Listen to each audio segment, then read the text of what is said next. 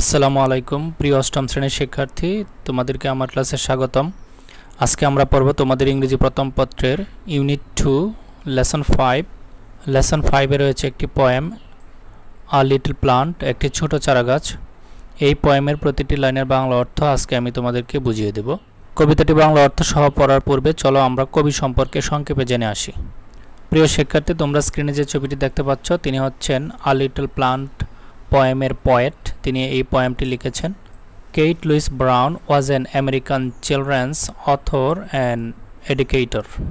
Kate Louise Brown ছিলেন একজন American শিশু বিষয়ক লেখক, অর্থাৎ তিনি মূলত শিশুদেরকে নিয়ে লেখালেখি করতেন এবং একজন শিক্ষাবিদ। She was born on 8 May 1857 in Adams, USA. তিনি 1857 সালের 8 মে ইউনাইটেড স্টেটস অফ আমেরিকার অ্যাডামসে জন্মগ্রহণ করেন। Her most famous writing is a little plant.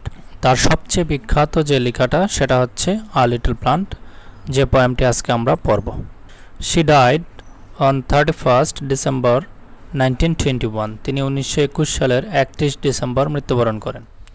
প্রিয় শিক্ষার্থী, এতক্ষণ আমরা কবি পরিচিতি দেখলাম। এইবার আমরা এই পোয়েমের গুরুত্বপূর্ণ কিছু ওয়ার্ড মিনিং আমরা দেখব। তোমাদের সুবিধার্থে আমি সেই ওয়ার্ড মিনিংগুলো লিখে রেখেছি, চলো আমরা সেই ওয়ার্ড মিনিংগুলো পড়ে নিই।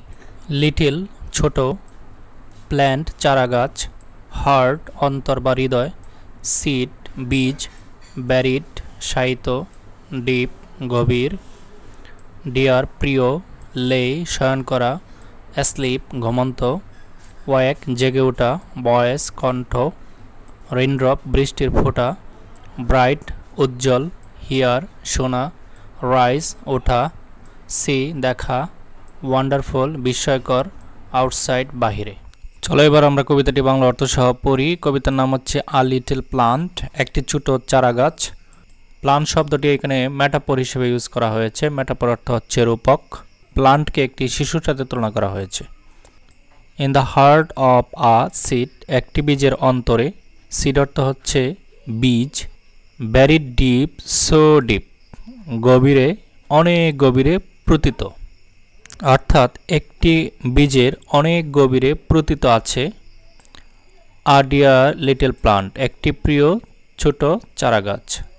লে ফাস্ট অ্যাসলিপ, ঘুমিয়ে আছে চুপচাপ, অর্থাৎ একটি বীজের অনেক গভীরে একটি ছোট চারাগাছ চুপচাপ ঘুমিয়ে আছে। প্রিয় শিক্ষার্থী, তোমরা এই পাশে যে ছবিটি দেখতে পাচ্ছ, একটি চারা গাছের ছবি দেখতে পাচ্ছ। এই চারা গাছটি মূলত একটি বীজ থেকে জন্ম নিয়েছে। একটি চারা গাছ যেমন একটি বীজ থেকে অঙ্কুরিত হয়, তেমনি একটি শিশু তার মায়ের পেট থেকে ভূমিষ্ঠ হয়।